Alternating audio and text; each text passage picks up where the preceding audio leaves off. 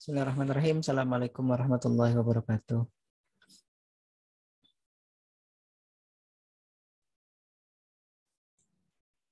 Waalaikumsalam warahmatullahi wabarakatuh. Wabarakatuh. Alhamdulillah, assalatu wassalamu ala rasulillah, Sayyidina Muhammad ibn Abdillah. Rekan-rekan sekalian yang saya hormati, pertama-tama saya mengucapkan mohon maaf lahir batin, minta rela, minta maaf, minta ridho, minta halal semuanya ya. Mungkin selama ini saya banyak salah dalam proses memberikan materi atau memberikan tugas ataupun memberikan UTS sampai kemarin ya. Baik, ini saya coba kirimkan slide-nya. Mungkin salah satunya siapa ya? Ada Riko ya di sini ya. Coba saya minta tolong Riko di download itunya, kemudian dicoba di share screen di ini, di tempatnya di komputernya. Sekarang Riko ya yang lagi on ya kameranya ya. Halo Riko, sudah? Ya Pak. Saya minta tolong ya, karena di saya share screen-nya error ini. Saya sudah coba beberapa kali, entah kenapa. Padahal Zoom meetingnya sudah saya update ke yang terbaru. Tapi entah kenapa mungkin ada settingan yang salah di Zoom-nya, sehingga pada saat saya share screen itu Zoom-nya jadi lelet, jadi lambat.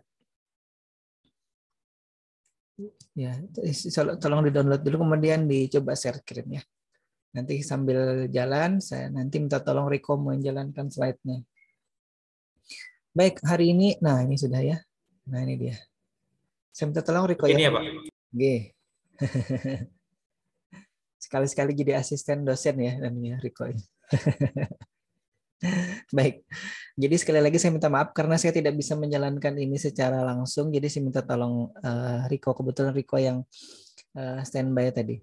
Yang pertama sekali lagi ini saya mohon maaf untuk semuanya ya. Kemudian saya bisa diberi akses untuk mengendalikan ini enggak, Riko? Slide-nya tidak. Bisa ya?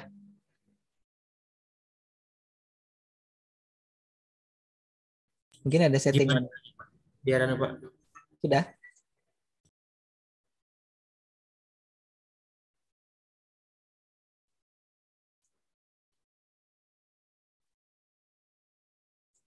Sampai kita sabar ya menunggu ya. Ini ada si saya menyebutnya Dodit nih, Juanda ini mirip Dodit nih. Kalau dari samping mirip sekali.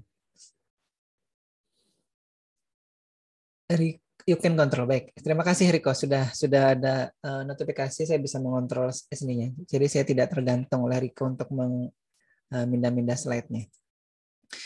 Baik, kita sekarang masuk ke pertemuan ke-10 ya.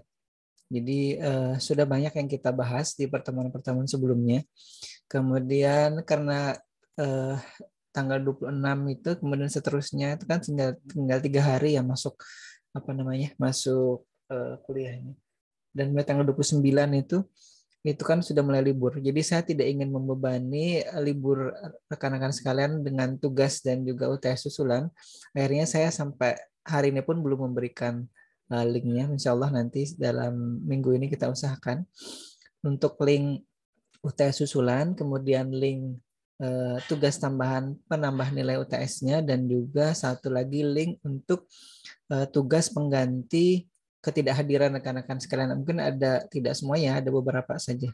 Bisa jadi di kelas ini ada 1 atau 2 saja yang oleh prodi itu kehadirannya dianggap kurang, sehingga perlu ada tugas untuk menggantikan ketidakhadirannya itu ya. Itu yang kemarin diminta oleh prodi, itu tanggal 12 itu berarti hari Jumat ya, besok tanggal 11, betul hari Jumat paling lambat itu sudah harus saya berikan tugasnya.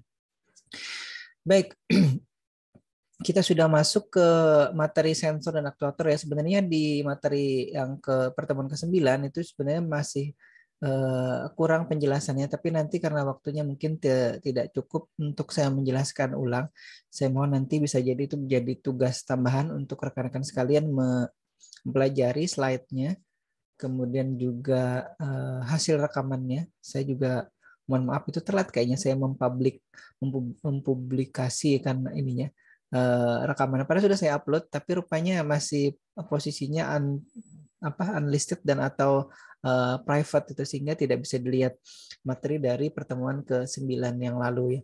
tapi sudah tadi malam atau kemarin ya sudah saya publikkan itunya. Jadi bisa dilihat. Nanti mungkin bisa kita jadikan bahan untuk penugasan biar menambah nilai UTS yang kemarin beberapa di antaranya masih kurang ya. Baik, kita lanjut lagi. Apa itu sensor, apa itu aktuator? Jadi ada tidak ya rekan-rekan di kelas ini yang kebetulan tergabung di tim robotika yang tahun ini diajukan ke Dikti. Jadi ada 2 tim itu yang diajukan oleh bagian kemahasiswaan, Pak Yadi dan Pak Taufik selaku Wakil Ketua Bidang Kemahasiswaan menugasi ke Pak Yadi. Jadi saya hanya di situ tugasin untuk nanti mendampingi salah satu timnya. Karena kalau kedua timnya, ya bisa jadi nanti kedua timnya. Karena kata Pak Yadi kemarin, beliau hanya meminjamkan namanya saja untuk dijadikan pembimbing, tapi nanti secara teknis bisa jadi nanti larinya ke saya juga.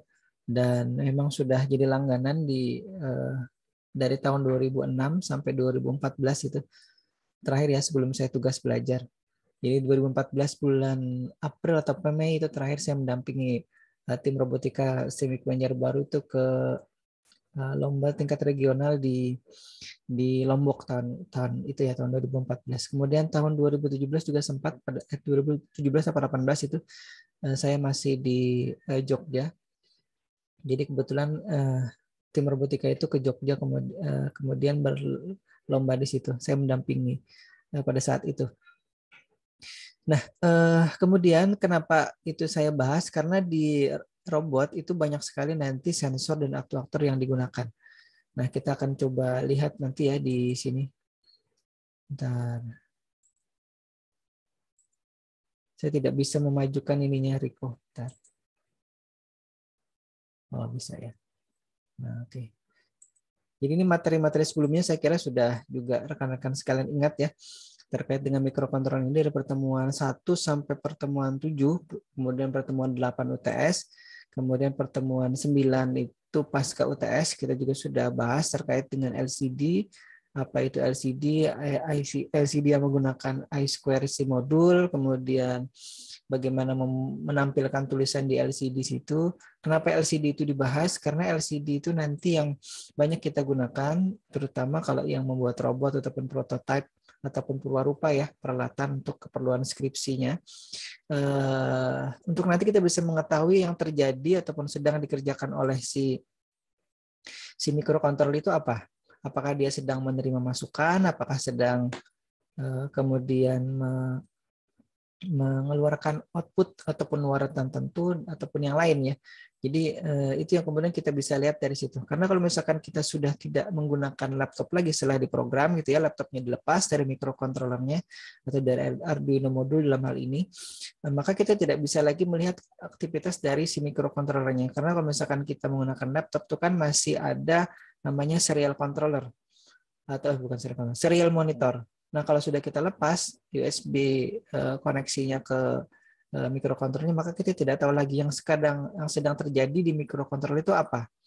Nah, karena itu si LCD yang kemarin kita pelajari di pertemuan ke-9 itu sangat penting atau sangat krusial nantinya kalau rekan-rekan sekalian membuat peralatan, perwarupa ataupun prototype ya. Atau agak belibet nih menyebut prototype. Ada menyebutnya perwarupa ya, tapi mungkin rekan-rekan sekalian. Nah, kenapa stop share screen-nya, Riko? Saya salah. Pak, salah apa? Nggak, tidak apa-apa. Sambil kita menunggu ya. Tadi oke, silakan di share screen lagi. Nanti saya coba lihat lagi. Saya lupa kalau mau kuliah itu harus mencoba share screen apa yang terjadi. Apa mungkin laptop saya yang perlu direset karena sudah berminggu-minggu itu tidak di reset atau tidak di restart. Saya lanjut dulu ya.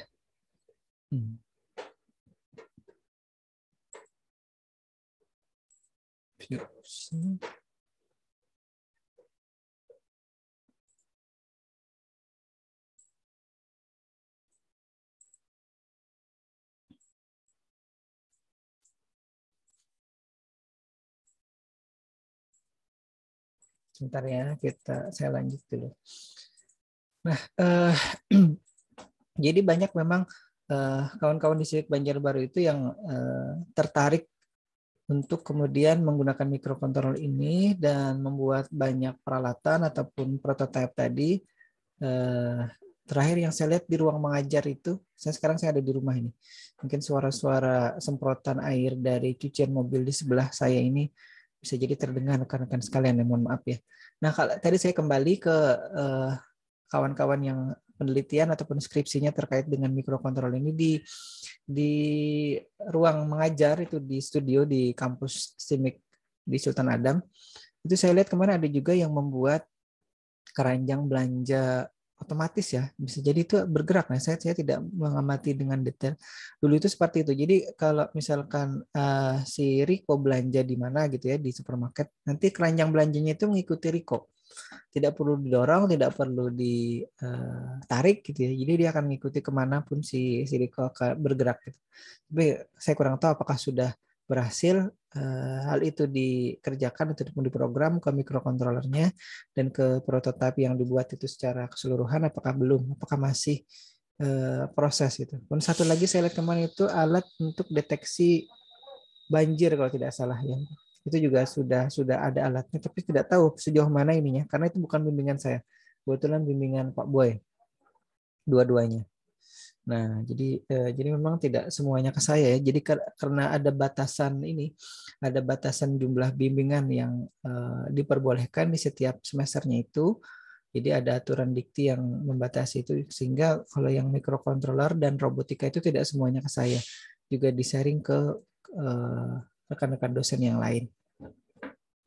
Baik, seperti tadi disampaikan, kita sudah masuk ke materi sensor dan aktuator. Sekarang kita lihat sensor itu apa, aktuator itu apa. Kita lihat dulu sensor ya. Si sensor itu kalau menurut pengertian di sumber yang saya dapatkan ini, nanti bisa jadi berbeda ya sumbernya yang didapatkan oleh Juanda ataupun Riko ataupun Ricky ataupun Ganang ataupun rekan-rekan saya yang lain. Saya tidak bisa menyapa semuanya ini karena saya lagi di-share screen kan oleh kawan kita Riko nih. Jadi saya ikut saja apa yang di-sharekan oleh Riko nih. Jadi intinya kalau dibaca secara, saya langsung aja ya, kalau saya suruh membaca 5 menit nanti kelamaan. Langsung saja ini, bahwa bentar. Terlalu cepat saya mengklik ininya nih. Oke.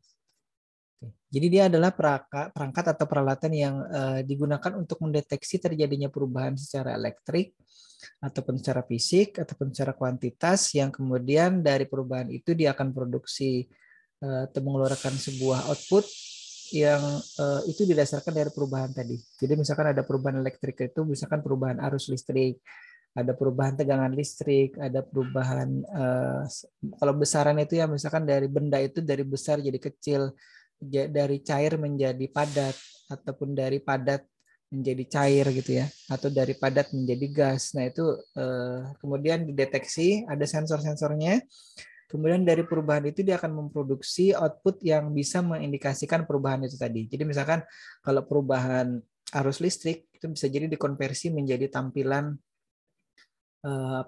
tampilan arusnya berapa ataupun daya yang digunakan berapa ataupun tegangan yang sedang aktif itu berapa gitu ya. Jadi itu yang kemudian yang dimaksud di pengertian ini. Jadi kalau misalkan Riko punya timbangan digital di rumah, timbangan ibu misalkan di dapur gitu ya, yang menimbang beras atau menimbang tepung ataupun menimbang gula dan lain-lain, timbangan dapur intinya ya, itu kan ada sensor yang digital ya, tapi ada juga yang non digital yang mekanik itu. Kalau yang digital itu kan dia ada sensor beratnya di situ yang kemudian dari situ diubah menjadi besaran lain, misalkan besaran resistansi, dan yang besaran resistansi ini itu kemudian diubah atau diterjemahkan lagi dalam bentuk tampilan berat setelah dikalibrasi ya. Jadi hal yang penting biasanya dari sensor ini adalah proses kalibrasi yang itu wajib biasanya dilakukan.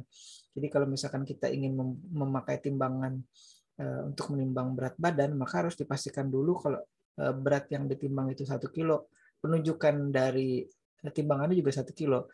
Jangan sampai nanti si Juanda yang beratnya 60 kilo misalkan terdeteksinya sampai 75 kilo misalkan. Nah, itu jadi masalah ya. Itu perlunya kalibrasi nanti kalau kita menggunakan sensor di apa namanya di keseharian kita ya. Kalau saya juga menggunakan kamera misalkan untuk mendeteksi jarak, jadi bisa jadi nanti kalau di pemrograman robotika ya, kalau kita ketemu lagi, itu sampai kepada materi situ. Bagaimana kamera itu digunakan untuk mendeteksi jarak. Mungkin belum terbayangkan sekarang ya, karena banyak metode yang ada di situ, banyak algoritma yang digabungkan sehingga apa yang diterima oleh kamera itu bisa diterjemahkan dalam bentuk hasil pendeteksi ataupun pengukuran jarak.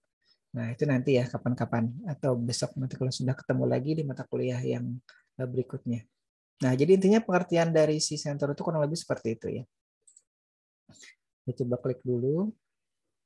Ini belum berubah. Sambil menunggu perubahan slide-nya. Nah, kalau ada yang mungkin perlu ditanyakan langsung diinterupsi saja ya.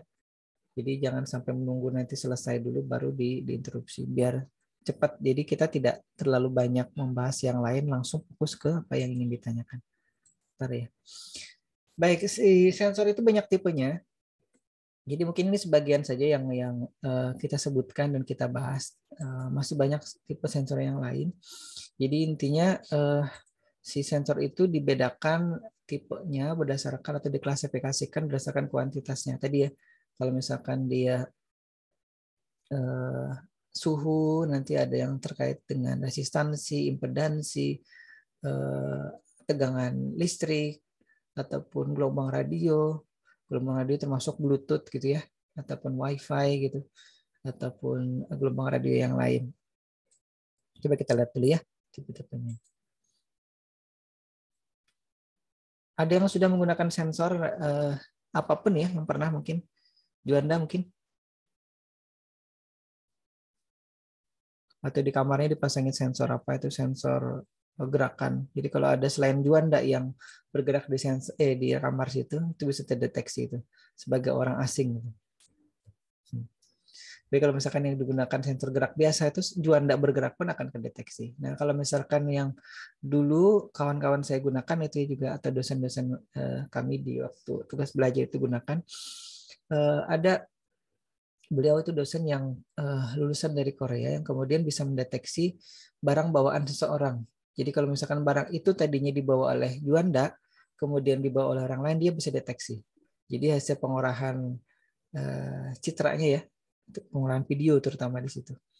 Nah, jadi kalau misalkan juga dia mendeteksi barang asing yang ditinggalkan, jadi misalkan Juanda tadinya di bandara terutama ya, di tempat-tempat atau objek-objek vital itu di bandara, Juanda tadinya membawa tentengan, ternyata Juanda meninggalkan tentengan itu di bawah kursi misalkan. Kemudian dalam berapa detik kemudian Juanda meninggalkan benda atau tentengan itu di bawah kursi, dalam sekian detik nanti ada alert atau ada peringatan ke petugas keamanannya untuk mengingatkan Juanda itunya tertinggal, barang bawaannya tertinggal, atau bahkan mendeteksi itu benda asing yang kemudian dicurigai sebagai entah itu apa gitu ya, benda mungkin bisa jadi bom atau apa gitu.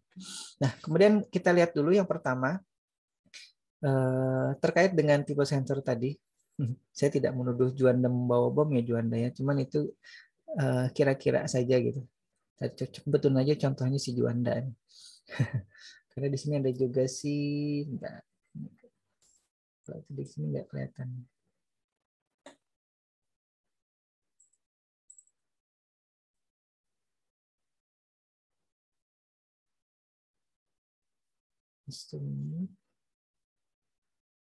Saya tidak bisa, ini Muhammad siapa namanya yang ada videonya ini. Selain Juanda siapa nih, Muhammad siapa namanya? Halo.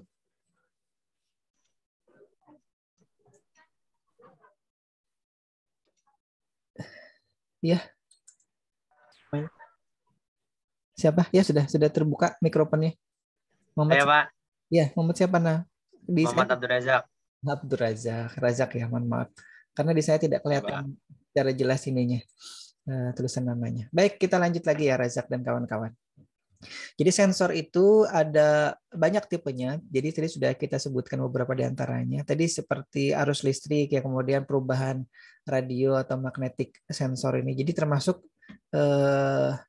ini detektor mungkin ada tidaknya perangkat Bluetooth yang ingin mengoneksikan ke gadget kita. Misalkan ada headsetnya Juanda, tapi yang kebuka Bluetooth-nya dulu adalah punyanya Rico misalkan. Jadi yang kedeteksi atau mendeteksi adanya gelombang radio berupa gelombang Bluetooth tadi itu adalah si gadgetnya Rico. Padahal yang ingin mengoneksikan itu adalah si handphonenya Juanda misalkan. Tapi lebih dulu terdeteksi oleh si Rico. Tapi kalau Rico ternyata tidak mengonfirmasi permintaan koneksi tadi, maka tidak akan bisa terkoneksi. Atau misalkan ada yang lebih dekat lagi punyanya si Razak tadi misalkan. Jadi dia yang akan kemudian mendeteksi duluan. Padahal yang ingin mengoneksikan ke Bluetooth speaker ataupun headset tadi adalah si Juanda. Nah, seperti itu ya anunya. Jadi ada sensor-sensor yang kemudian mendeteksi adanya gelombang radio ataupun potensial ataupun magnetik ya. Jadi sebenarnya gelombang Wi-Fi ataupun gelombang radio FM, AM ataupun Bluetooth itu kan sebenarnya gelombang elektromagnetik ya. Jadi itu yang kemudian ada sensor yang khusus untuk mendeteksi itu.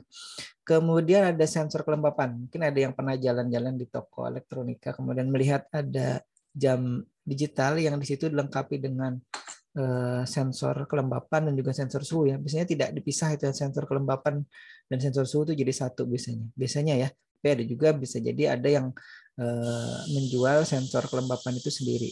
Ya, jadi kalau misalkan yang ingin diukur adalah sensor kelembapan saja, ya sensor kelembapan aja yang diukur, tidak perlu mengukur suhunya. Ya, kemudian ada lagi fluid velocity sensor ini yang saya gunakan untuk kemudian dipasang di pompa air di rumah saya. Jadi pompa air di rumah saya itu punya dua sensor tekanan air dan juga sensor aliran air. Beda ya. Ini yang di nomor 4 itu adalah aliran air atau fluid velocity sensor dan atau pressure sensor. Jadi yang ke nomor 5 itu pressure. Jadi beda. Jadi kalau yang biasanya dijual dan satu paket dengan pompa air kadang-kadang atau biasanya adalah pressure sensor. Nah, kalau flow sensor, water flow sensornya atau sensor aliran airnya itu biasanya dipasang belakangan ataupun di luar dari itu. Tapi bisa jadi ada juga yang pompa yang sudah dipaketkan dengan flow sensor. Tapi jarang, saya belum pernah melihat yang sudah jadi paket dengan flow sensornya. Biasanya dijual terpisah. Jadi ada keuntungan kerugiannya. Kalau si pressure sensor itu sedikit saja perubahan tekanan air, misalkan ada kita buka ini ya, kita buka keran, maka dia akan langsung menghidupkan pompa airnya. Tapi kalau misalkan terjadi kebocoran di kerannya atau di pipanya, maka dia akan bunyi-bunyi terus. Itu yang jadi masalah. Nah, kalau si flow sensor itu lebih halus ya. Kalau ada aliran air, baru dia akan menghidupkan pompa airnya. Tapi yang jadi masalah kalau aliran airnya terlalu kecil atau misalkan langsung dari PDAM gitu ya, itu bisa jadi tidak akan bisa menghidupkan sensor ini atau tidak bisa men-trigger sensor ini sehingga sensornya pun tidak bisa nanti men-trigger pompa air untuk bisa hidup. Nah, jadi kalau di rumah saya itu saya gabungkan keduanya untuk kemudian mengantisipasi tadi si pressure sensor yang terlalu sensitif sehingga bunyinya ceklak-ceklik itu di pompa airnya ya. Kalau misalkan aliran airnya dibuka sedikit oleh orang yang ada di rumah itu di kerannya dibuka sedikit, jadi nanti pressure sensornya terlalu banyak bekerja. Nah, kalau dengan flow sensor dengan aliran air sedikit tadi bisa jadi tidak membuat pompanya mati hidup secara berlebihan seperti itu. Nah, itu ya. Termasuk pressure sensor ini juga yang tadi yang ada dipasang di timbangan digital. Ya, itu juga sensor tekanan itu. Jadi atau ada juga yang nyebutnya load sensor berat gitu. Tapi ya pada dasarnya itu kan ditekan juga. Nah, kalau yang pressure sensor yang ada di pompa air itu kan pressure sensor yang ada di dalam tabung udara di pompa airnya. Jadi sedikit berbeda ya di situ pengertiannya. Kita lanjut lagi kalau ada yang ditanyakan sambil diinterupsi ya. Nah, yang warna ini adalah thermal atau temperatur. Atau sensor panas ya. Nanti ada contohnya di sini. Itu biasanya dipasang di Kalau itu rice cooker ataupun misalkan apa sih namanya heater air ataupun apalagi ya, biasanya dipasang di motornya kipas angin atau di motornya pendingin udara gitu ya, AC misalkan, itu biasanya dipasang di motornya untuk mendeteksi kalau ternyata motornya terlalu panas, ataupun dipasang juga di motor kipasnya dari radiator mobil. Nah itu dia. Nah itu yang kebetulan yang saya ingat ya. Kemudian yang ketujuh, proximity sensor, ini sensor jarak tadi yang sensor ultrasonik. Itu sensor ultrasonik nanti banyak digunakan di robot terutama ya, ataupun di peralatan-peralatan tertentu yang menggunakan pengukur jarak dengan memanfaatkan sensor ultrasonik atau sinyal suara dengan frekuensi sekian kilohertz ya, nanti mungkin sekitar 40 kilohertz, nanti ada kita bahas setelah ini. Kemudian optical sensor mungkin sekarang digunakan oleh Juanda, Razak, dan juga Rico dan saya ya. Saya tidak melihat yang lain yang membuka kamera. Nah itu adalah optical sensor atau sensor optik. Jadi sensor optik itu menangkap semua perubahan cahaya yang terjadi di depan kamera, kemudian menerjemahkannya dalam bentuk besaran lain yang kemudian ditampilkan oleh layar dalam bentuk atau seperti tampilan kita sekarang. Sekarang yang tampil yang di kamera, yang menghidupkan kamera Juanda kan tidak mungkin yang tampil adalah gambarnya si Rico misalkan. Jadi apa yang ada di depan kamera seperti saya, mungkin ini tidak terlihat di kamera ya, mikrofon saya ini. Karena si zoom fokus memfilter benda lain selain orang, selain manusia. Mikrofon saya mungkin bisa jadi tidak terlihat di sini, padahal ada mikrofon ini.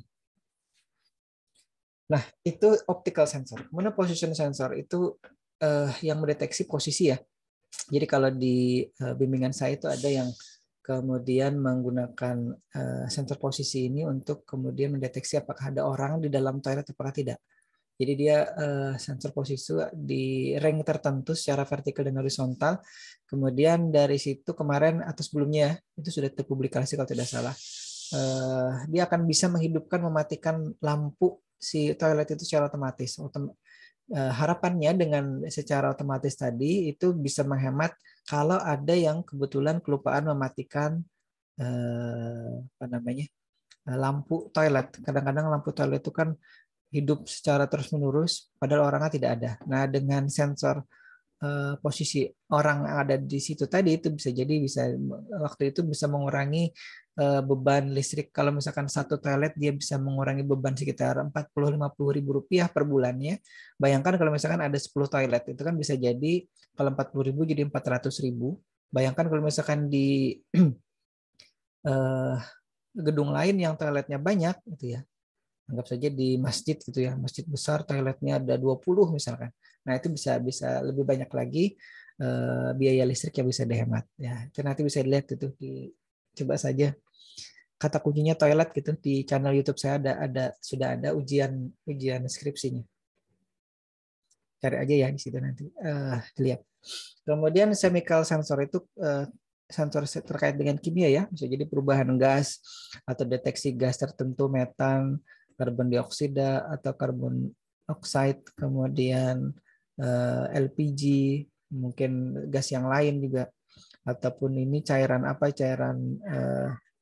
asam atau cairan yang lain ya, atau cairan basah itu kan ada ya. Kalau misalkan orang di peternakan biasanya dia akan mengukur kadar oksigen di dalam air ataupun kadar asam, kadar basah di air tersebut, atau kadar kadar logam ataupun kadar cairan tertentu lainnya. Kemudian itu bisa menjadi dasar. Ini kesimpulannya apa? Oh, ini ternyata airnya tercemar. Oh, ternyata airnya kurang oksigen, misalkan gitu ya. Nah, itu chemical sensor. Jadi itu yang kemudian digunakan oleh orang-orang di luar sana. Nah, contoh lainnya environment sensor. Sebenarnya environment sensor ini sensor lingkungan ya.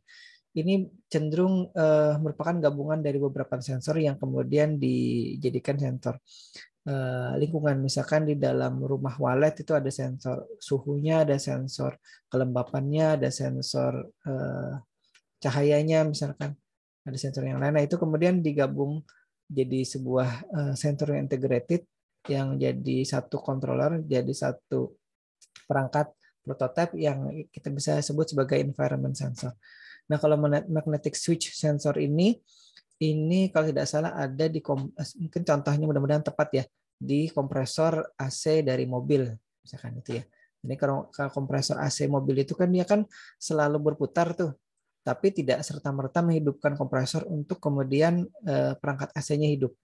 Jadi kalau misalkan nanti suhunya di bawah dari suhu yang rata-rata atau suhu yang diminta misalkan 28 gitu ya yang di setting, maka nanti si kompresornya akan hidup dengan cara misalkan nanti ada kumparan yang kemudian dialiri arus listrik, kemudian dia akan menjadi magnet, kemudian magnetnya itu yang kemudian menarik dari apa istilahnya ya, head kumparan dari kompresornya itu yang kemudian menghidupkan dari kompresor. Mungkin bisa lebih detail kalau diamati di mobilnya ya. Jadi setiap kali kita menghidupkan saklar dari AC di mobil itu, kemudian nanti barulah kompresor AC itu bisa hidup dengan ada bunyi ceklak-cekliknya itu. Jadi kalau kita hidupkan ceklak gitu ya, atau ceklik gitu, kemudian baru dia akan menarik si kompresornya untuk bisa hidup gitu. Jadi tidak langsung otomatis hidup walaupun dia berputar. Itu ada namanya magnetic switch sensor. Masih banyak yang lain lagi ya yang ada di luar sana terkait dengan tipe-tipe sensor ini, tapi kita tidak bahas semuanya karena terlalu panjang dan terlalu banyak. Jadi kita akan langsung fokus ke beberapa contoh yang ada di dan biasanya digunakan sehari-hari ya. Misalkan ultrasonic sensor tadi ya, karena ini nanti banyak digunakan di robotika terutama ya, ataupun nanti yang sekarang yang saya bimbing itu kawan atau rekan mahasiswa sistem penyiar baru yang membuat alat untuk memberi pakan secara otomatis ke kucing.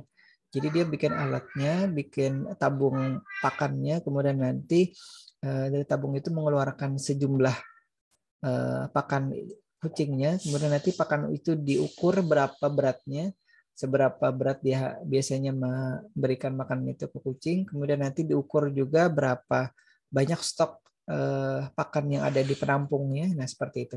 Jadi ada sensor yang ultrasonik yang digunakan, ada sensor berat, ada LCD, ada buzzer di situ. Ada beberapa lagi juga perangkat termasuk mikrokontrolernya. Nah, karena memang masih dalam proses, tunggu saja nanti ya pada saat rekaman ujiannya sudah ada, bisa jadi akan saya rilis juga untuk jadi bahan pembelajaran bagi kita semua yang terutama yang akan juga membuat prototipe atau membuat alat. Baik, sampai sini mungkin ada yang ditanyakan sambil jalan ya. Jadi intinya sensor ultrasonik itu adalah sensor yang kemudian bisa menangkap terutama nih ya, menangkap besaran pantulan sinyal ultrasonik dengan frekuensi tadi kurang lebih 40 kHz. Nah, tapi untuk efektivitas kerja sensornya, karena kita tidak ingin menangkap pantulan sinyal ultrasonik dari perangkat selain yang ada di sini ya, karenanya di sensor ini juga disertakan pengirim sinyal ultrasonik atau istilahnya transceiver atau ya transceiver ya, ultrasonic sound-nya atau sinyal ultrasoniknya. Makanya di situ ada tulisan T dan R. T itu pengirim, R itu penerima. Nah, sinyal ultrasonik yang dimaksud sebenarnya adalah yang bagian R-nya itu. Kalau yang T-nya itu adalah istilah sederhananya speaker, tapi suaranya suara ultrasonik. Suara yang kita bisa dengar oleh manusia itu kan dari 20 Hz sampai 20 kHz. Nah, ini 2 kali lipatnya. Jadi sekitar 40 kHz. Makanya telinga kita secara fisik ini tidak bisa mendengar suara yang dihasilkan, suara lengkingan yang dihasilkan oleh sensor, oleh si transceiver ultrasonic sound-nya. Nah, itu ya. Jadi kita hanya bisa mendengar sekitar 20 kHz itu juga sudah memekikkan telinga kita. Nah, jadi dengan sensor ultrasonik ini dari pantulan hasil pengirimannya itu kemudian diukur waktu pantulnya. Kemudian nanti dari waktu pantul itu dikonversi atau dihitung lagi atau dikalkulasi lagi menjadi sebuah besaran ukuran jaraknya. Jadi kalau misalkan pantulannya 1 detik anggap gitu ya. Pantulannya 1 detik berarti jaraknya misalkan 30 cm. Kalau pantulannya setengah detik waktu pantulnya, maka bisa jadi jaraknya 15 cm dan seterusnya. Dan itu nanti ada kalibrasinya atau ada perhitungannya sehingga hasil dari pengukuran jaraknya itu bisa akurasinya tinggi. Jadi tidak misalkan jarak aslinya 30 cm tapi ternyata yang diukur 25, itu kan cukup jauh. Tapi kalau misalkan yang diukur 25 cm aslinya, tapi yang terukur jaraknya 24 ataupun 26, itu kan masih masuk akal gitu, 1 cm. Tapi nanti di peralatan-peralatan tertentu akurasi tinggi itu penting ya, jangan sampai nanti 1 cm itu pun mengganggu kinerja alatnya. Jadi dengan selisih 1 cm akhirnya nanti alatnya malah menabrak misalkan gitu ya, atau robotnya malah menabrak. Jadi jangan sampai terjadi seperti itu. Nah, harus dikalkulasi betul-betul sehingga akurasi yang didapatkan dari sensor ultrasonik tadi itu bisa tinggi. Nah, kemudian sensor temperatur atau sensor suhu. Saya kira ini tidak asing ya. Mungkin di rumah-rumah walet ataupun di rumah kita itu biasanya kalau dulu di rumah orang tua itu ada sensor suhu, tapi bukan sensor suhu yang digital, tapi sensor suhu yang manual gitu ya. Dulu saya juga punya sensor suhu untuk mengukur panas anak-anak tuh, karena saya dulu punya anak kecil gitu kan, punya bayi dulu. Jadi kalau misalkan panas itu kan kita bisa tahu dulu anunya berapa, temperaturnya berapa. Jadi karena itu yang relatif murah dulu sensornya, termometernya ya. Nah, itu kan ada sensor suhunya di situ. Tapi sensor suhunya kan dia menggunakan air raksa ataupun apa itu namanya itu? Ya air raksa ya di situ ya bahasa ini, air raksa. Yang kemudian itu bisa memuai dengan panas tertentu dan menunjukkan angka tertentu. Nah, tapi kalau yang sekarang kan itu sudah banyak termometer digital yang kita bisa pakai, termasuk juga termometer gun ya, yang dipakai dulu di kampus juga, tapi sekarang sudah tidak diaktifkan lagi. Ataupun yang suka ke mall biasanya juga diukur suhunya, ataupun yang ke bank itu diukur suhunya berapa, kalau lebih dari 30 berapa?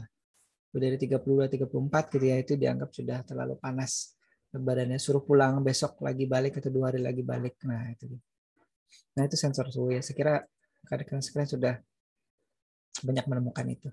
Nah, bentuknya kurang lebih seperti ini, tapi kalau yang di bank ataupun yang di mana namanya di mall mungkin itu sudah yang menggunakan infrared thermal sensor. Jadi tidak hanya menggunakan sensor suhu seperti ini, tapi dia sudah bisa memfokuskan titik mana yang diukur. Jadi tidak hanya menggunakan sensor suhu klasik seperti ini. Jadi sudah ada infrarednya. Nanti tolong dipelajari juga ya, kira-kira fungsi infrarednya itu seperti apa. Apakah hanya untuk memfokuskan titik yang ingin diukur suhunya atau seperti apa? Karena inframerah ya, terutama ultrasonic. Sensor inframerahnya itu nanti akan menembakkan ke kulit kita, kemudian nanti bagian itu yang kemudian diukur suhunya oleh si sensor ini ya. Nah, ini sensor suhu atau sensor temperatur. Mungkin kalau ada yang ditanyakan silakan ditanyakan atau disampaikan ya. Sambil jalan, sambil menunggu mungkin kalau ada pertanyaan, di berikutnya ada namanya sensor gerakan ya, atau motion sensor ini, atau motion detector. Jadi ini kalau di dulu ya, mungkin sekarang udah lebih canggih itu. Ada AC atau pendingin ruangan yang dilengkapi dengan sensor ini, kemudian dia bisa deteksi orang yang ada di ruangan itu tuh ada di posisi mana, di posisi depan dia persis AC-nya ya, kemudian di sebelah kanannya ataupun di sebelah kirinya, atau di sebelah mana. Nah, kalau misalkan dia terdeteksi di sebelah kiri, maka si AC akan mencoba mengarahkan blowernya itu ya, pengarah blowernya itu ke orang itu tadi. Bentar ya. Saya kencangkan kipasnya dulu. Nah, intinya dia akan mencoba mendeteksi adanya radiasi bukan radiasi sebenarnya, inframerah yang yang ada di sekitar lingkungan itu, kemudian deteksi adanya perubahan radiasi inframerahnya itu di sebelah mana. Nah, itu dianggap sebagai pergerakan. Jadi kalau misalkan manusia itu bisa jadi dideteksi memancarkan sinyal inframerah tertentu ya. Kemudian juga lilin itu ada sinyal inframerahnya. Nah, perubahan itu yang kemudian dideteksi posisinya ada di mana. Biasanya dia punya rank secara vertikal dan secara horizontal. Misalkan secara horizontal dia ranknya adalah misalkan 50 derajat gitu ya. Secara vertikal anggaplah 70 derajat. Nah, dari range itulah kemudian dideteksi. Dan jaraknya juga terbatas. Misalkan dia hanya bisa mendeteksi dari sudut vertikal dan horizontal tadi sejauh misalkan 2 meter efektifnya. Setelah itu dia akan bermasalah di proses mendeteksi ada atau tidaknya gerakan. Nah, itu. Jadi kalau misalkan nanti mau dikembangkan ini bisa juga ya. Kalau tadi kan saya sampaikan sensor ini digunakan oleh mahasiswa bimbingan saya untuk kemudian menghemat tagihan listrik di ruangan ataupun kantor tertentu yang yang itu dipasangkan di dalam sebuah toilet gitu ya. Kemudian yang akar masalahnya adalah tadi si penggunanya kadang-kadang atau seringkali lupa mematikan lampu toiletnya. Nah, seperti itu. Jadi sensor ini yang digunakan. Kita lanjut lagi. Oh, ini tadi sudah ya. Bentuknya seperti ini ya. Untuk sensor PIR-nya. IR-nya itu infrared. P-nya saya lupa. Singkatannya. IR-nya itu infrared. Nah, kemudian tadi terkait dengan sensor ya. Sekarang kita masuk ke aktuator. Mungkin sebelumnya kalau ada yang mau ditanyakan, Razak atau Nur Sejati ataupun Riko ataupun yang lain, silahkan ya. Razak, silahkan. Sensor yang asap kebakaran tuh Pak, masuknya kemana? Oh, sensor asap ya. Ya, itu tadi dimasukkan dalam chemical sensor. Jadi dia mendeteksi asap. Kalau di mall itu juga ada ya, biasanya dipasang ya. Di toilet ataupun di lorong-lorong tertentu. Kemudian dia bisa mendeteksi asap. Nah, itu termasuk dalam chemical sensor. Jadi deteksi asap. Nah, kalau yang dikembangkan mungkin pada zaman atau waktu COVID marak-maraknya kemarin itu kan ada yang namanya electronic nose ya, atau ya electronic nose atau hidung elektronik. Nah, itu juga sebenarnya menggunakan chemical sensor. Dia menggunakan sensor gas tertentu untuk kemudian bisa mendeteksi kalau misalkan itu mendeteksi apakah seseorang itu apa namanya napasnya terdeteksi ada virus COVID apa tidak. Nah, itu kan kemarin pakai yang gelembung gitu. Jadi kita meniupkan udara di gelembungnya itu, kemudian dimasukkan di sensornya, kemudian nanti akan ada informasi itu setelah sekian detik ya, 30 detik. Ini si saya misalkan positif apa tidak COVID. Nah, tapi karena memang itu dianggap mungkin apa namanya ya, sebenarnya efektivitasnya baik ya, murah gitu.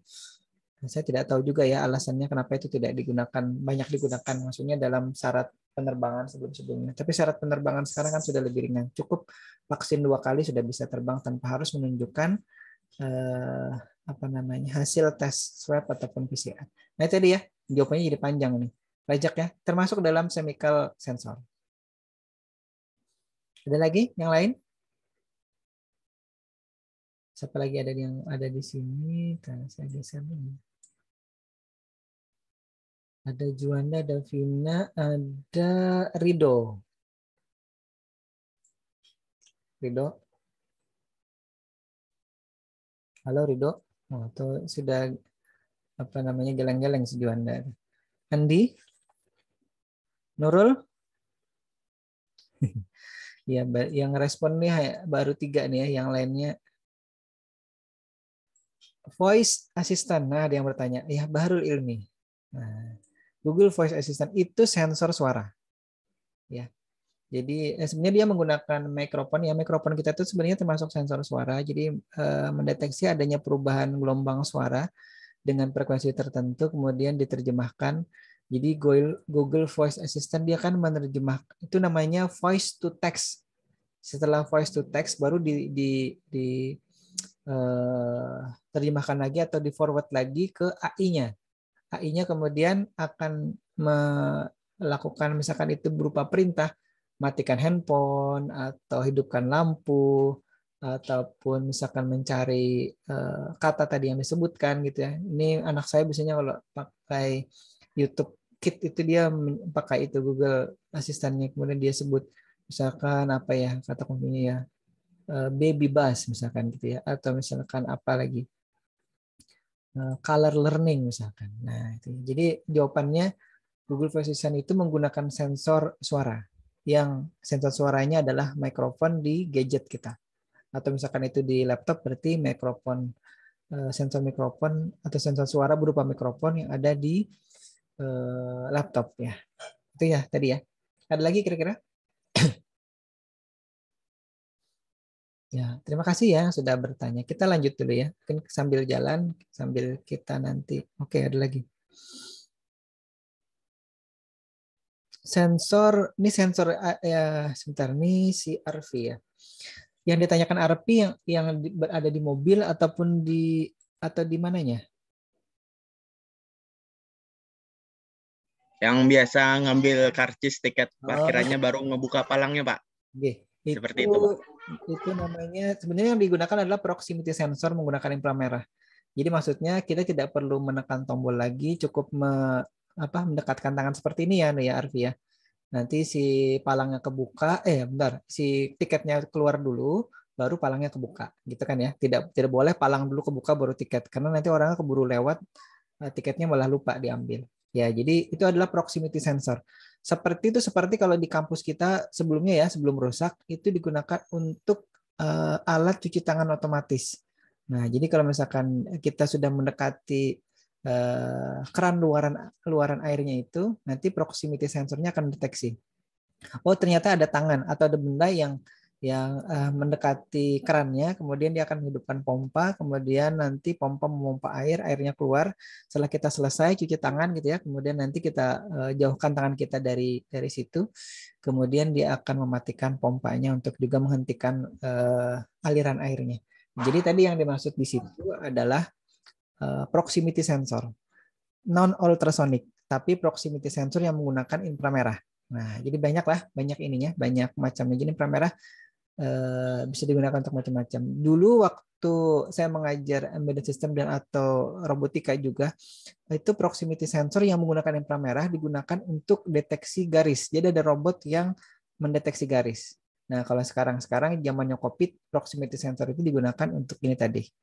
Ya, di mall ataupun rumah sakit ataupun kalau di kampus kita saya katakan tadi untuk alat cuci tangan otomatis. Saya kira itu ya. Terima kasih untuk Arfi juga. Ada yang lain? Berarti kerannya tidak perlu disentuh lah, Pak? Tidak perlu disentuh. Tidak perlu dibuka. Ininya langsung dia ada pompanya.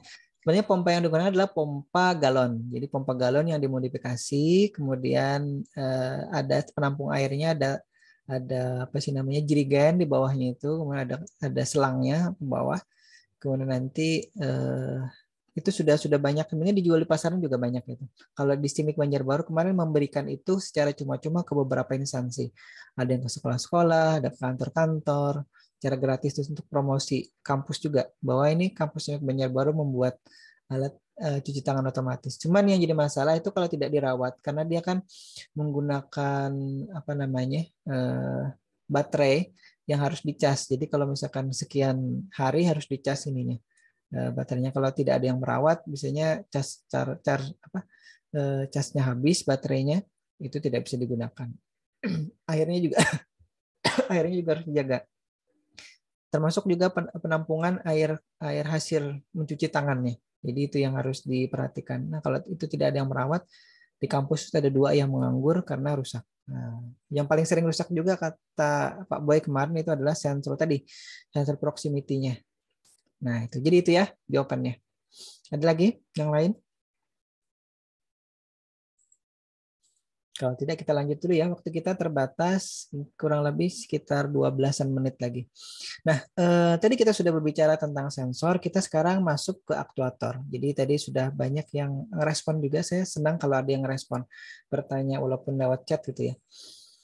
Itu artinya apa yang disampaikan itu ditangkap dan dicerna dan dicerna intinya ya, dicerna kemudian dibuat respon dalam bentuk pertanyaan kalau ternyata apa yang disampaikan masih belum terlalu jelas ataupun kurang penjelasannya. Nah, aktuator di bahasa Inggris aktuator dia sebuah perangkat yang menyebabkan sebuah mesin atau peralatan lain itu bisa beroperasi. Jadi kalau misalkan ada yang pernah melihat mainan mobil-mobilan gitu ya, Nah, untuk dia bisa bergerak maka dia perlu aktuator. Kalau misalkan si RV tadi punya motor, sepeda motor maksudnya, untuk motor itu bisa bergerak dia perlu aktuator. Kalau misalkan si Razak punya apalagi ya, contohnya dua itu dulu deh. Nanti bisa disebutkan ya, bisa ditanyakan kalau terkait dengan aktuatornya apa itu termasuk aktuator gitu. Nanti kita lihat. Nah, jadi intinya kalau misalkan tadi mobil-mobilan remote control itu yang bisa kita mainkan. Dulu kan sempat booming itu mainan remote control mobil-mobilan itu yang remote-nya berbentuk setiran itu. Nah, aktuatornya biasanya adalah berupa motor di situ ya. Motor itu maksudnya kalau orang awam menyebutnya dinamo. Tapi salah kaprah, mohon maaf, kalau dinamo itu adalah alat yang mengubah besaran gerak menjadi besaran listrik. Itu biasanya ada di sepeda motornya Razak atau Arfi atau Juanda ataupun Vina atau yang lain. Ada namanya dinamo isi. Nah, dinamo isi itu adalah mengubah gerakan putaran mesin menjadi energi listrik yang kemudian bisa digunakan untuk ngecas akinya. Aki ya. Nah, itu menghidupkan lampu pada saat siang hari ya seperti sekarang ya. Itu kan sudah dari kapan tuh 2010-an ya kalau tidak salah itu sudah harus menghidupkan lampu utama motor. Nah, itu namanya dinamo. Tapi kalau yang untuk menggerakkan yang tadi kita sebut sebagai aktuator, maka itu disebut sebagai motor. Motor listrik AC ataupun DC. Nah, kalau di mainan itu terutama itu banyak menggunakan motor DC ya. Ataupun ada yang pernah melihat kursi roda yang menggunakan yang bisa ada remote-nya di pegangan tangannya itu ya. Itu bisa dikendalikan, ada akinya. Nah, itu juga menggunakan aktuator berupa motor listrik DC yang bisa menggerakkan si kursi roda itu maju atau belok kanan, belok kiri ataupun mundur gitu. Jadi dia motornya biasanya motor lumayan besar itu torsinya atau tenaganya sehingga orang yang berada di atas kursi roda itu bisa digerak atau bergerak sesuai keinginan ya. Sesuai yang diarahkan tadi mau ke depan, ke belakang gitu. Nah, seperti itu. Nah, itu yang dimaksud dengan aktuator tadi. Tapi macam-macam aktuator itu tidak hanya berupa motor ya. Tadi yang kita contohkan itu berupa motor. Jadi kalau di sini pengertiannya aktuator itu adalah peralatan mekanik ataupun elektro yang kemudian menghasilkan yang bisa dikontrol, yang kemudian itu bisa menghasilkan pergerakan terbatas ataupun perubahan posisi secara terbatas tadi, dan itu bisa dioperasikan secara elektrik ataupun secara manual ataupun dengan menggunakan aliran air, aliran udara ataupun hidrolik dan seterusnya. Jadi intinya kalau misalkan untuk gerakannya itu yang dihasilkan dari aktuator ya bisa gerakan linear ataupun gerakan rotari. Gerakan linear itu nanti intinya dia terbatas misalkan gerakannya hanya 100 derajat dari titik 0 sampai ke titik 100. Bisa balik lagi ke titik 90, ke titik 80. Nah, kalau gerakan rotari atau berputar itu biasanya gerakannya bisa sampai 360 derajat. Nah, itu biasanya di motor-motor kalau di motor sepeda motor kita ya. Bukan sepeda motor itu kan dia menggunakan mesin. Kalau di motor yang elektrik atau di sepeda listrik, nah itu biasanya di sepeda listrik itu kan ada motor listriknya, motor listrik DC yang kemudian bisa berputar secara rotari. Jadi tidak hanya linear. Kalau linear itu kan dia nanti terbatas gerakannya hanya maju sekian senti terus berhenti. Tapi kalau dia bergerak secara rotari atau 360 derajat maka dia bisa bergerak maju seterusnya gitu ya selama motornya diberikan tenaga listrik DC. Nah, ini contoh-contohnya untuk aktuator yang ada di sekitar kita ya. Itu motor DC atau AC. Tadi kalau di mainan itu terutama motor DC yang banyak. Kalau motor AC itu biasanya ya di kipas angin terutama. Kipas angin listrik ya, bukan kipas angin DC. Jadi itu yang kemudian digunakan sebagai aktuatornya. Kita bisa kontrol misalkan seperti kipas angin saya misalkan bisa dikontrol menggunakan remote atau bahkan kipas angin yang bisa dikontrol menggunakan perangkat IoT ya dengan dari handphone misalkan kalau saya di rumah itu misalkan ingin menghidupkan misalkan gitu ya atau di rumahnya Juanda menghidupkan kipas angin di rumahnya biar tidak panas nanti jam sekian jam 10 siang sampai jam 3 sore misalkan itu kipasnya hidup atau blowernya hidup nanti jam sekian lagi dijadwal mati. Nah kemudian untuk motor servo ini kebanyakan di robot ataupun ya beberapa perangkat di luaran sana ya Tapi kalau yang contoh realnya adalah di robot berkaki atau robot yang kemudian berupa lengan. Nah, atau misalkan di pabrik-pabrik handphone atau pabrik mobil ya, anggaplah pabrik mobil Tesla gitu ya. Itu kan dia banyak menggunakan motor servo AC yang kemudian menggerakkan lengan-lengannya itu untuk memasang komponen dari mobil listriknya. Nah, kemudian hidrolik ini ada ekskavator misalkan, ataupun bulldozer atau perangkat apa sih namanya truk yang membawa sampah yang tabung baknya itu bisa dilepas dengan menggunakan bantuan hidroliknya itu. Kemudian ada pneumatik, ini sebenarnya mirip hidrolik tapi tidak menggunakan oli sebagai pendorongnya, tapi menggunakan udara ya. Tadi sudah disebutkan ya, ada apa namanya bantuan dari udara ataupun tadi fluid itu bisa berupa oli. Nah, kalau yang di pneumatik itu seperti hidroliknya si ekskavator, tapi dia menggunakan udara. Nah, biasanya digunakan misalkan di peralatan di perusahaan ya, yang menyortir buah. Itu biasanya ada dorong blek sekali, kemudian dia tarik lagi. Kalau misalkan ini buahnya busuk, dia dorong blek gitu.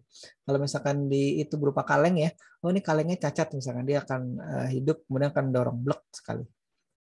Bisa dibayangkan ya, hidrolik dan pneumatik itu bedanya. Kalau pneumatik itu dia digerakkan berdasarkan udara. Mungkin nanti kalau misalkan penasaran, cari aja perangkat pneumatik gitu ya di Google. Nanti akan muncul peralatan pneumatik. Ataupun di YouTube, peralatan yang menggunakan pneumatik. Nah, di dunia robotika itu sudah banyak sekali sekarang digunakan pneumatik ini untuk keperluan aktuatornya tadi. Karena dia lebih cepat dikontrol untuk maju mundur gitu dengan menggunakan udara tadi. Jadi sudah ada pengontrol udaranya di robotnya. Mikrokontrol mengontrol pengontrol udara, kemudian pengontrol udara mengalirkan ataupun menarik udara dari si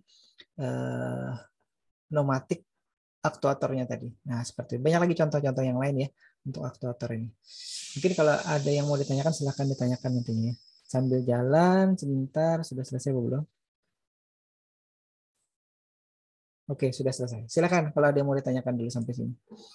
Ini sudah jam. Nah, masih ada 2 menit untuk rekan-rekan sekalian bisa kita diskusi sebelum kita akhiri. Razak mungkin ada yang mau ditanyakan? Atau yang mau lewat chat juga boleh ya, silakan. Assalamualaikum Bapak. Waalaikumsalam, silakan Natasha. Mau tanya, ini kan dari grup angkatan katanya mau ada praktek tuh Pak. Iya. Di bulan ini ya Pak ya? Sebenarnya iya. Saya tidak menutup kemungkinan kan dari bulan kemarin ya, tapi karena katanya masih bulan puasa, kemudian masih nanti terbentur liburan, berarti kita bisa mulai dari sekarang. Jadi saya bisanya itu kalau mendampingi ya, kalau misalkan di luar itu silahkan ya, tidak masalah sebenarnya. Saya kalau mendampingi mungkin sebentar gitu sekitar hari Rabu dan Kamis. Karena hari Senin itu biasanya digunakan untuk rapat di kampus, Senin dan Jumat.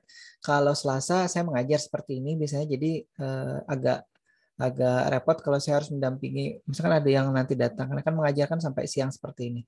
Habis itu istirahat. Nah, jadi kalau memungkinkan nanti silakan dijadwal. Ada yang mau kapan nanti didiskusikan. Kita sinkronkan dengan kelas yang satunya juga nanti. Berapa orang nanti yang mau datang. Peralatannya kalau tidak salah ingat ada 8+9 ya. Jadi silakan disesuaikan. Misalkan mau datang 9 boleh, mau datang 18, jadi satu alat dipakai berdua juga boleh. Nanti saya minta izinkan ke kampus di Sultan Adam ya. Peralatannya sekali lagi ada di Sultan Adam. Jadi kalau yang kebetulan domisilinya dari Banjarbaru, silakan nanti datang ke Sultan Adam. Karena tidak ada yang secara khusus membawakan alatnya ini ke Banjarbaru. Kebetulan kita peralatannya belum banyak karena mahasiswanya juga kan kemarin dianggap belajar online atau belajar daring seperti ini, sehingga peralatan itu tidak ditambah oleh kampus. Jadi masih ada 9 atau 8. Anggap 8 gitu ya. Jadi nanti rekan-rekan sekalian bisa karena kalau praktikum sendirian kadang-kadang juga ini apa namanya agak kurang ini juga kurang apa namanya kurang serak gitu ya. Jadi kalau misalkan satu peralatan dipakai berdua itu jadinya ada temannya jadinya. Kalau misalkan ada yang bermasalah itu bisa bertanya ke kawannya. Tapi kalau misalkan sudah satu kelas boleh juga satu kelas tapi nanti bergantian gitu ya. Karena peralatannya terbatas. Silakan ya di jadwal, nanti kita diskusikan di grup. Kalau nanti mau, misalkan Natasha mau datang hari Rabu, nanti kelompoknya Juanda mau datang hari Kamis, boleh. Asal Ini jangan, ada yang ngelis ini Bapak ada 39 mahasiswa. Jadi ini dibuat kelompok ya Pak ya? Ini masih itu sih di grup kita buat grup untuk yang mau ikut praktikum kan? Ini ada 39 peserta. Dan ini masih ada bingung Pak untuk harinya. Misalnya mau hari Rabu atau hari Kamis. Jadi disuruh nanya ke Bapak misalnya hari Rabu atau hari Kamis di tanggal berapa gitu katanya Pak. dari besok silakan seterusnya sampai akhir semester. Rabu, Kamis. Silakan dijadwal saja. Kalau misalkan mau datang setiap minggu juga tidak masalah. Jadi nanti biar ramai kampus kita di Banjarmasin itu. Karena selama ini sudah sepi sekali kampus, tidak ada kegiatan sama sekali. Jadi untuk mengembalikan apa istilahnya ya, aktivitas kampus seperti sedia kala, maka saya bebaskan saja Rabu Kamis silakan datang ke kampus untuk praktikum. Alatnya ada. Kalau saya kebetulan tidak ada kegiatan lain, saya akan coba dampingi dan teman-temannya nih rekan-rekan sekalian untuk praktikum. Jadi saya tidak membatasi siapa yang boleh datang, siapa yang tidak boleh, boleh semuanya boleh gitu. Jadi siapa? Terima kasih. Ini sama-sama. Ada lagi yang lain?